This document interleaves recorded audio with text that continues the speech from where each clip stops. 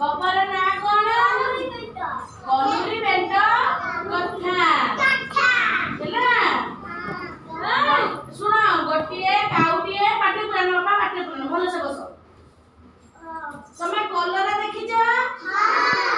କଲରା ଫୁଲ ନା ଫଳ? ଫଳ। କଲରା ଖାଇବାକୁ କେମିତି ଲାଗେ? କେମିତି ଲାଗେ? ପିଠା ପିଠା। ସେ ଦିନ ଜାଣିଛି ମିଠା ପା। କଲରା ପାଟିକୁ ପିତା ଲାଗେ, କିନ୍ତୁ ପାଟିକୁ ସିନା ପିତା, କିନ୍ତୁ ଦେହ ପାଇଁ ବହୁତ ହିତକର।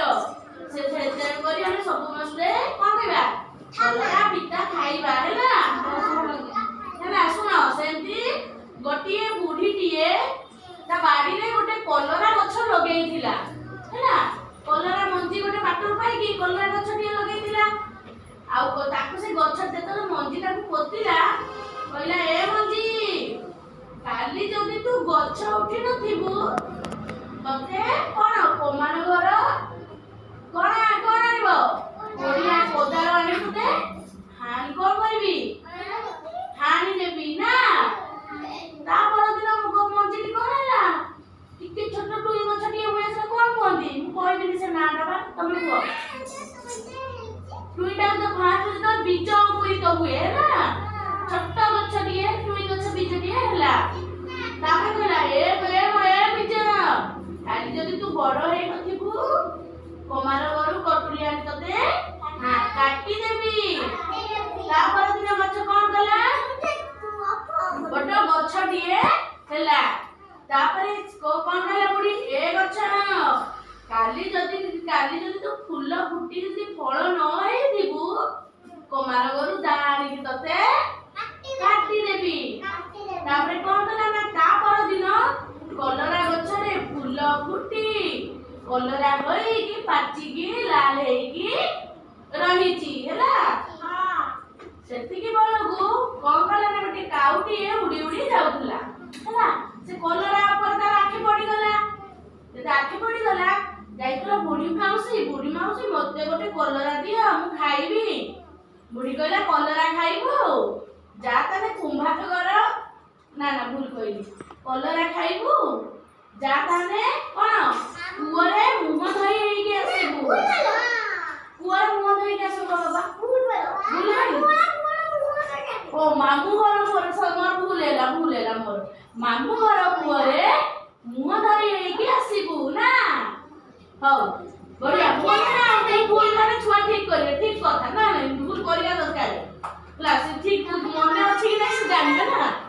ହଉ, ହଁ ମୁଁ ତ ଭୁଲ କରିଦେଲି, ମୁଁ ତ ଜାଣିପାରୁନି, ମୁଁ ଭୁଲି ଯାଇଛି। ଛୋଟ ପିଲାଟା ମୁଁ ନା, ତମେ ବଡ ପିଲା ଗୁଡାକ। ହଉ କଣ କହିଲା? ଯା ମାମୁଁ ଘର କୂଅରେ ମୁହଁ ଧୋଇ ହେଇକି ଆସିବୁ। ତାପରେ କାଉଟି ଉଡି ଗଲା। କଣ କହିଲା କୂଅକୁ? ଏ କୂଅ, ଦେ ପାଣି, ଧୁଏ ଘଣ୍ଟ, ଧାଇଁ ଧାଇଁ ଖାଏ କଲୁରୀ ବେଣ୍ଟ ନା। ତାପରେ କୂଅ କହିଲା, ମୋ କୂଅରେ ବହୁତ ପାଣି, ତୁ କେମିତି ପାଣି କାଢିବୁ? ତୁ ଯା କୁମ୍ଭାର ଘରୁ ମାଠିଆଟିଏ ଆଣିବୁ। କୁମ୍ଭାର ମାଠିଆଟିଏ ଆଣିବୁ, ଆଉ ସେ ମାଠିଆରେ ପାଣି କାଢିକି ତୁ ପିଇବୁ। ତାପରେ କାଉଟି ଉଡି ଗଲା। କାହା ପାଖକୁ ଗଲା? କୁମ୍ଭାର ପାଖକୁ। କହିଲା ଏ କୁମ୍ଭାର, ଦେ ମାଠିଆ, କାଢେ ପାଣି, ଧୁଏ ଘଣ୍ଟ, ତାପରେ କଣ? ଧାଇ ଧାଇ ଖାଏ କଲୁରୀ ବେଣ୍ଟ। ବସ, ଚଗଲା ଭନା ଗପ ଶୁଣ ମନ ଦେଇକି। ତାପରେ କୁମ୍ଭାର କଣ କହିଲା? ମୋ ପାଖରେ ମାଟି ନାହିଁ, ତୁ ଯା ମାଟି ଆଣିକି ଦବୁ, ତାପରେ ହେଲେ ମୁଁ ମାଠିଆ ଗଢି ଦେଲେ ତୁ ନେଇକି ଯିବୁ। ତାପରେ ମା କଣ କଲା? କାଉଟି ଉଡି ଗଲା ବିଲକୁ। ଏ ବିଲ, ଦେ ମାଟି, ଗଢୁ କୁମ୍ଭାର ମାଠିଆ ଗଟି, କାଢେ ପାଣି, ଧୁଏ ଘଣ୍ଟ, ଧାଇଁ ଧାଇଁ ଖାଏ କଲୁରୀ ବେଣ୍ଟ। ବିଲ କହିଲେ ତୁ କେମିତି ମାଟି କାଢିବୁ? ଯା କୁମ୍ଭାର ଘରୁ ଗୋଟେ କୋଦାଳ ଆଣିବୁ ହେଲା।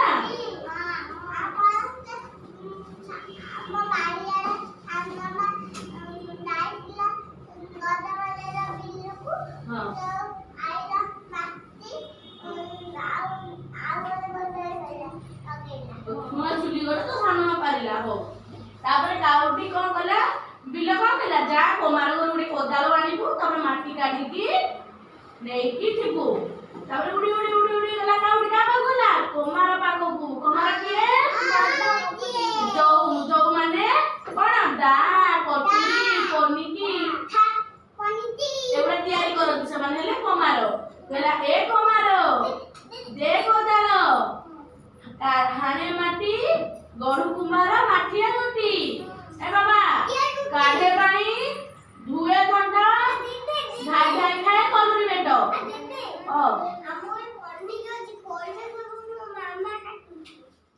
वीडियो काटी बोल वीडियो कर ना ना जंगल सुन हां कोन कहना ए कुमार दे कोदाल काढे माटी गड़ू कुमार माठिया गोटी काढे पानी धुए थंडा धाई धाई खाए कलरी बेटो तापरे कुमार भाबिला अरे अरे कुमार होची बुढ़ी रो सांग कुमार भाबिला जदि मु याको सहाय्य करिछि बोली बुढ़ी जानिबो बुढ़ी जाने मते आउ रखिबो नै मु कोन करिबी कुमार कोन कला उदाहरण भलो से पजाई देई की काउ पचला कोठी देबी काउ रो बुद्धि सच्चा बळकु कम कोन कलरा खाया पे आउ ता मुंड किछि काम करनी केमिति से नबो कोदाल माटी हानी की मुह धोई माठिया गड़ीबो मुह धोइबो कलरा खाइबो सेति पई से कुमार कहला को बेको ऊपरे कहि दियो मु नै की पळाइबी हला हां नै की पळाइबी कुमार कोन कला ता माने लुहा लुहा पर पाती आइला ना से कुमार कोदालटी को काउर बेको ऊपर कहि देला तो बेको ऊपर कहि देला बेको काउर बेकोटी कटि गला कलरा खाइबार कोन निशा तार बाहरी कला ताने एठु कोन नीति शिक्षा जानिलो नीति शिक्षा उडा देई बोलो नीति शिक्षा कोन बुझिले रे बाबा नीति शिक्षा देई नीति शिक्षा आओ बाबा सुनि ना